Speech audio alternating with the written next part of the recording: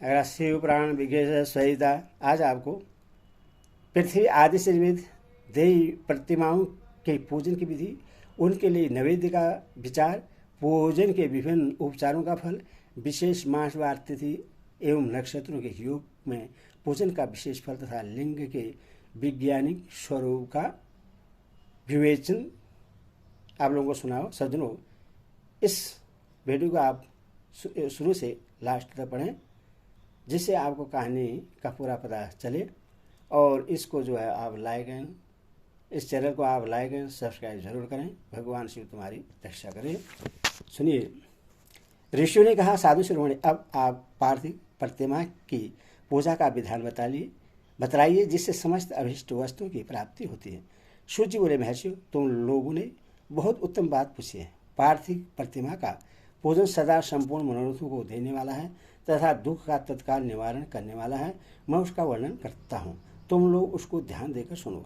पृथ्वी आदि की बनी हुई देवी प्रतिमाओं की पूजा इस भूतल पर अभिष्टदायक मानी गई है। निश्चय ही इसमें पुरुषों का और स्त्रियों का भी अधिकार है। नदी, पोखरे अथवा कुएं में प्रवेश करके पानी के भीतर से मिट्टी ले आए, फिर गंध चूर्ण के द्वारा उसका संशोधन करें और शुद्ध मंडप में रखकर उससे महीन पीसें और सानें। इसके बाद हाथ से प्रतिमा बनाएं और दूध से उसका सुंदर संस्कार करें।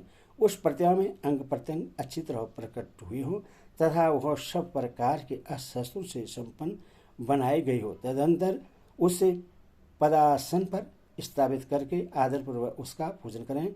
गणेश, सूर्य, विष्णु, दुर्गा और शिव की प्रतिमा का, शिव का एक शिवलिंग का द्विज को सदा पूजन करना चाहिए। षष्ठोपचार पूजन जनित फल की सिद्धि के लिए 16 उपचारों द्वारा पूजन करना चाहिए। पुष्प से प्रोक्षण और मंत्र पाठ पूर्वक अभिषेक करें। अग्नि के चावल से नैवेद्य तैयार करें। सारा नैवेद्य एक कुंड लगभग 100 पाव भर होना चाहिए। घर में पार्थिव पूजन के लिए एक कुंड और बाहर किसी मनुष्य द्वारा स्थापित शिवलिंग के पूजन के लिए एक प्रस्थ शेर भर नैवेद्य तैयार करना आवश्यक है। ऐसा जानना चाहिए, देवताओं के द्वारा स्थापित शिवलिंग के लिए 3 शेर नैवेद्य अर्पित करना चाहिए और स्वयं प्रकट हुए स्वयंभू लिंग के लिए 5 शेर। ऐसा करने पर पूर्ण फल की प्राप्ति समझनी चाहिए। इस प्रकार सहस्त्र बार पूजा करने से दिव्य सत्य लोक को प्राप्त कर लेता है। 12 अंगुल चौड़ा, इससे दूना और 1 अंगुल अधिक अर्थात 25 अंगुल लंबा तथा 15 अंगुल चौड़ा जो लोहे का लकड़ी का बना हुआ पात्र होता है, उससे विद्वान पुरुष शिव कहते हैं। उसका 8वां भाग प्रस्थ कहलाता है, जो 4 कुंड के बराबर माना गया है। मनुष्य के द्वारा स्थापित शिवलिंग के लिए 10 प्रस्थ, ऋषि के द्वारा स्थापित शिवलिंग के लिए 100 प्रस्थ और स्वयंभू शिवलिंग के लिए 1 सहस्त्र प्रस्थ नैवेद्य निवेदन किया जाए तथा जल, तेल आदि एवं गंध द्रव्यों की भी यथा योग्य मात्रा रखी जाए, तो यह उन शिवलिंगों की महापूजा बतलाई जाती है। देवता का अभिषेक करने से आत्मशुद्धि होती है। गंध से पुष्प पुण्य की प्राप्ति होती है। नैवेद्य लगाने से आयु बढ़ती है और तृप्ति होती है। धूप निवेदन करने से धन की प्राप्ति होती है और दीप दिखाने से ज्ञान का उदय होता है और तांबुल संपन्न करने से भोग की उपलब्धि होती है। इसीलिए स्नान आदि 6 उपचारों को यत्नपूर्वक अर्पित करें। नमस्कार और जब ये दोनों संपूर्ण अभिष्ट फल को देने वाले हैं, इसीलिए भोग और मोक्ष की इच्छा रखने वाले लोगों को पूजा के अंत में सदा ही जप और नमस्कार करने चाहिए। मनुष्य को चाहिए कि वह सदा पहले मन से पूजा करके फिर उन्होंने उपचारों से करें। देवताओं की पूजा से उन्होंने देवताओं के लोगों की प्राप्ति होती है तथा उनके अवान्तर लोक में भी यथेष्ट भोग की वस्तुएं उपलब्ध होती हैं। अब मैं देव पूजा से प्राप्त होने वाले विशेष फलों का वर्णन करता हूँ।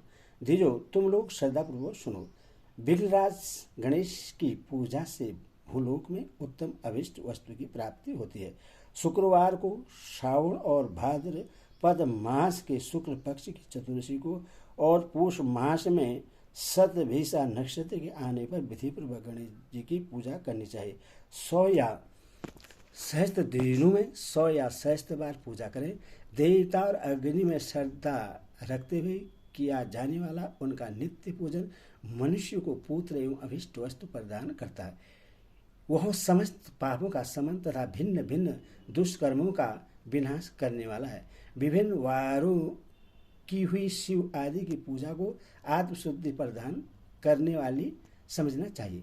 वार या दिन, तिथि, नक्षत्र और योगों का आधार है, समस्त कामनाओं को देने वाला है, उसमें वृद्धि और क्षय नहीं होता है, इसलिए उसे पूर्ण ब्रह्म स्वरूप मानना चाहिए।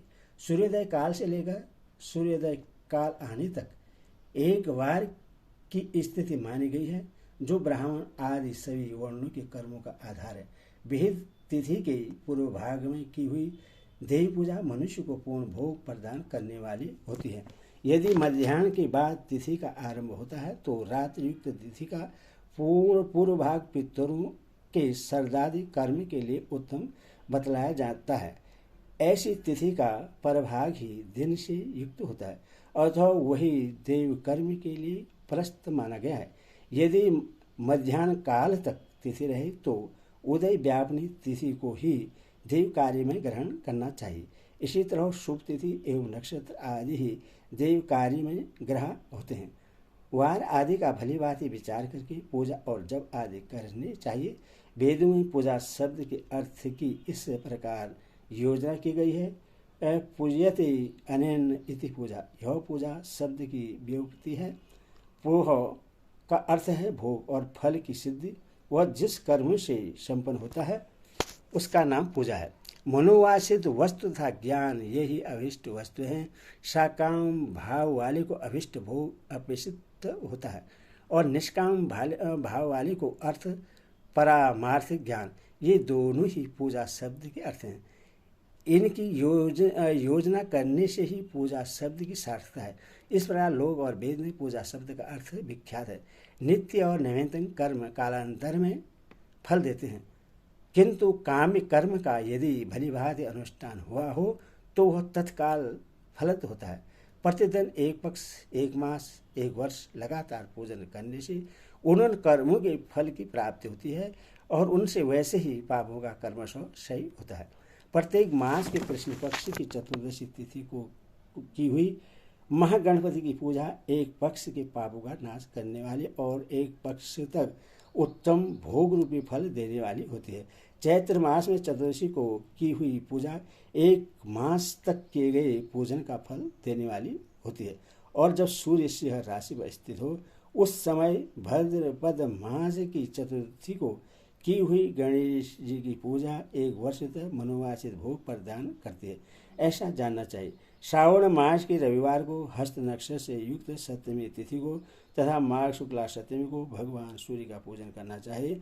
ज्येष्ठ तथा भाद्रपद मासों के बुधवार को स्वर्ण नक्षत्र से युक्त द्वादशी तिथि को तथा केवल द्वादशी को भी किया गया भगवान विष्णु का पूजन अभिष्ट संपत्ति को देने वाला माना गया है।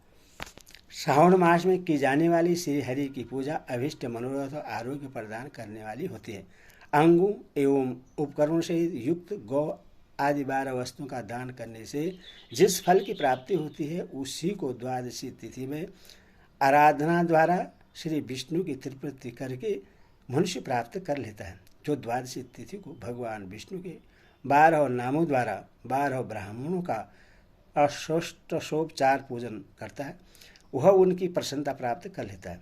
इसी प्रकार संपूर्ण देवताओं के विभिन्न 12 नामों द्वारा किया हुआ 12 ब्राह्मणों का पूजन उन्होंने देवताओं को प्रसन्न करने वाला होता है। कर्क की संक्रांति से युक्त श्रावण मास में नवमी तिथि को मृगशिरा नक्षत्र के योग में अंबिका का पूजन करें। वे संपूर्ण मनोवांछित भोगों और फलों को देने वाली है।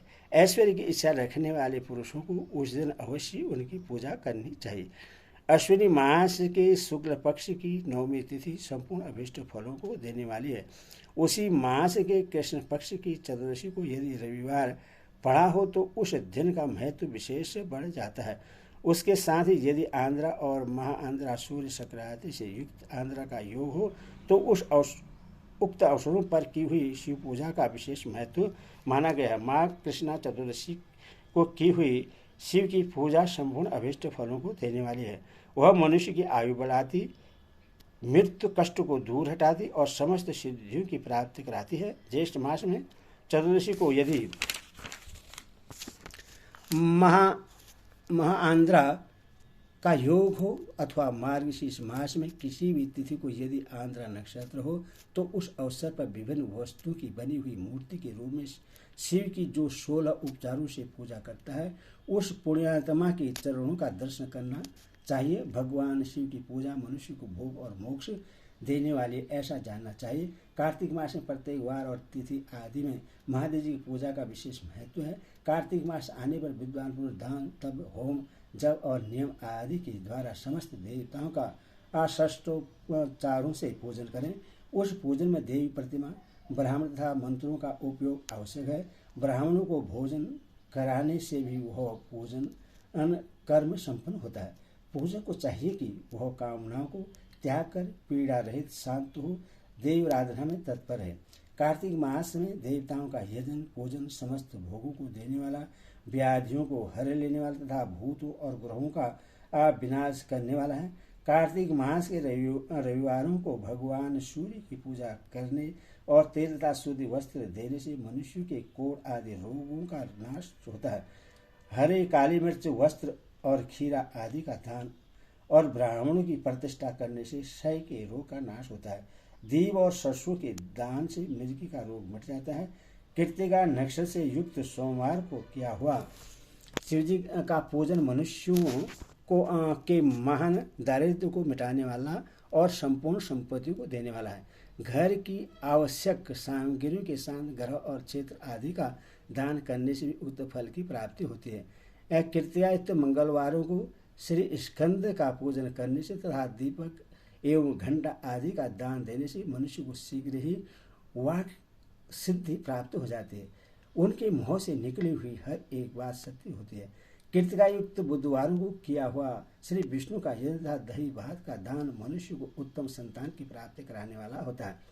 कृतिका युक्त गुरुवारों को धन से ब्रह्मा जी का पूजन तथा मधु सोना और घी का दान करने से मनुष्य के भोग वैभव की वृद्धि होती है। कृतिका युक्त शुक्रवारों को गजानन गणेश जी की पूजा करने से तथा गंध पुष्प एवं अन्न का दान देने से मानवों के भोग्य पदार्थों की वृद्धि होती है।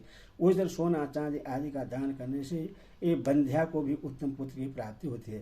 कृतिका युक्त शनिवारों को दिक्पालों की वंदना, दिग्गजों नागों सेतुपालों का पूजन, त्रिनेत्रधारी रुद्र पावहारी विष्णु और ज्ञानदाता ब्रह्मा का आराधना तथा धन्वंतरी एवं दोनों अश्विनी कुमारों का पूजन करने से रोग दुर्मृत्यु एवं अकाल मृत्यु का निवारण होता है तथा तात्कालिक व्याधियों की शांति हो जाती है।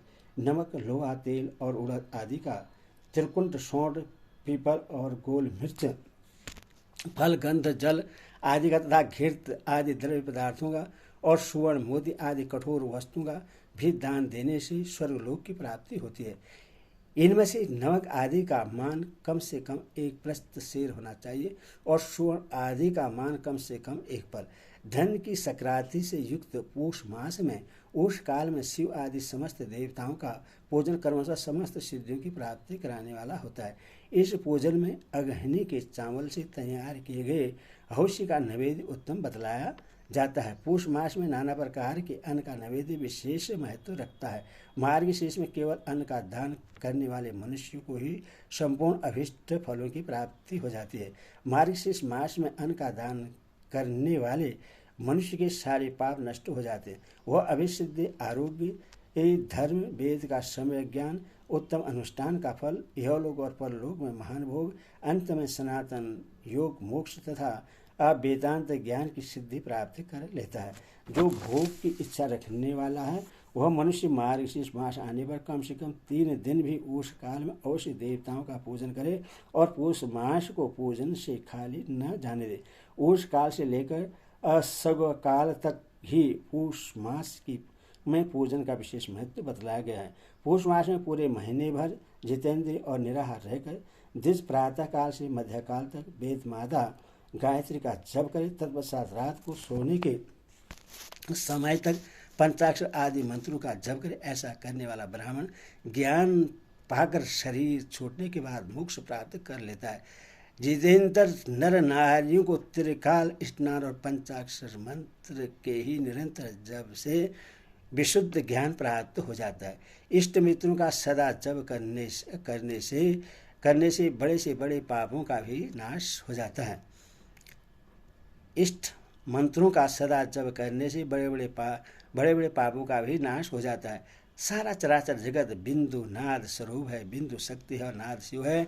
इस तरह यह जगत शिव शक्ति स्वरूप ही है। नाद बिंदु का और बिंदु इस जगत का आधार है। ये बिंदु और नाद शक्ति और शिव संपूर्ण जगत के आधार रूप में स्थित हैं। बिंदु और नाद से युक्त सब कुछ शिव स्वरूप है, क्योंकि वही सब का आधार है। आधार में ही आधेय का समावेश अथवा लय होता है, यही सकलीकरण है। इस सकलीकरण की स्थिति से ही सृष्टि काल में जगत का प्रादुर्भाव होता है, इसमें शेष नहीं है। शिवलिंग बिंदु नाद स्वरूप है, अतः उससे जगत का कारण बतलाया जाता है। बिंदु देव और नाद शिव है, इन दोनों का संयुक्त रूप ही शिवलिंग कहलाता है। अथवा जन्म के संकट से छुटकारा पाने के लिए शिवलिंग की पूजा करनी चाहिए। बिंदु रूपा देवी उमा माता है और नाद स्वरूपा भगवान शिव पिता। इन माता पिता के पूजित होने से परमानंद की भी प्राप्ति होती है। अथवा परमानंद का लाभ लेने के लिए शिवलिंग का विशेष रूप से पूजन करें। देवी उमा जगत की माता है और भगवान शिव जगत के पिता। जो इनकी सेवा करता है उस पुत्र पर इन दोनों माता पिता की कृपा नित्य अत्यधिक बढ़ती रहती है। ये पूजक पर कृपा करके उससे अपना आंतरिक ऐश्वर्य प्रदान करते हैं। अतः मुनीश्वरों, आंतरिक आनंद की प्राप्ति के लिए शिवलिंग को माता पिता का स्वरूप मानकर उसकी पूजा करनी चाहिए। भर्ग शिव पुरुष रूप है और भर्गा शिवा अथवा शक्ति प्रकृति कहलाती है। अव्यक्त आंतरिक अधिष्ठान रूप गर्भ को पुरुष कहते हैं और सुव्यक्त आंतरिक अधिष्ठान भूत गर्भ को प्रकृति। पुरुष आदि गर्भ है, वह प्रकृति रूप गर्भ से युक्त होने के कारण गर्भवान है, क्योंकि वही प्रकृति का जनक है। प्रकृति में जो पुरुष का सहयोग होता है वही पुरुष से उसका प्रथम जन्म कहलाता है। अव्यक्त प्रकृति से महत्वात्म के कर्म से जो जगत का व्यक्त होता है, यही उस प्रकृति का दीर्घ जन्म कहलाता है। जीव पुरुष से ही बराबर जन्म और मृत्यु को प्राप्त होता है। माया द्वारा अन्य रूप से प्रकट किया जाना ही उसका जन्म कहलाता है। जीव का शरीर जन्म काल से ही जीर्ण क्षय भाव विकारों से युक्त होने लगता है, इसीलिए उसे जीव संख्या दी गई है। जो जन्म लेता और विभिन्न पाशों द्वारा तनाव बंधन में पड़ता है, उसका नाम जीव है। जन्म और बंधन जीव शब्द का अर्थ ही है। जन्म और बंधन जीव शब्द का अर्थ ही है। अथवा जन्म मृत्यु रूपी बंधन की निवृत्ति के लिए जन्म के अधिष्ठान भूत मार्त पित्त स्वरूप शिवलिंग का पूजन करना चाहिए। गाय का दूध, गाय का दही और गाय का घी, इन तीनों को पूजन के लिए शहद और शक्कर के साथ पृथक पृथक भी रखें और इन सब को मिलाकर सम्मिलित रूप से पंचामृत भी तैयार कर लें। इनके द्वारा शिवलिंग का अभिषेक स्नान कराएं। फिर गाय के दूध और अन्न के मेल से नैवेद्य तैयार करके परवण मंत्र के उच्चारण पर उससे भगवान शिव को अर्पित करें। संपूर्ण परवण को ध्वनि लिंग कहते हैं। स्वयंभू लिंग नाद स्वरूप होने के कारण नाद लिंग कहा गया है। यत्र या अर्घा बिंदु स्वरूप होने के कारण बिंदु लिंग के रूप में विख्यात है। उसमें अचल रूप से प्रतिष्ठित जो शिवलिंग है वह मकार स्वरूप है, इसीलिए मकार लिंग कहलाता है। सवारी निकालने आदि के लिए जो चरलिंग होता है वह उकार स्वरूप होने के से उकार लिंग कहा गया है। तथा पूजा की दीक्षा देने वाले को गुरु या आचार्य हैं। उनका विग्रह आकार का प्रतीक होने से आकार लिंग माना गया है। इस प्रकार आकार, उकार, मकार, बिंदु, नाद, ध्वनि के रूप में लिंग के 6 भेद हैं। इन 6 लिंगों की नित्य पूजा करने से साधक जीवन मुक्त हो जाता है, इसमें शेष नहीं। ओम नमः शिवाय।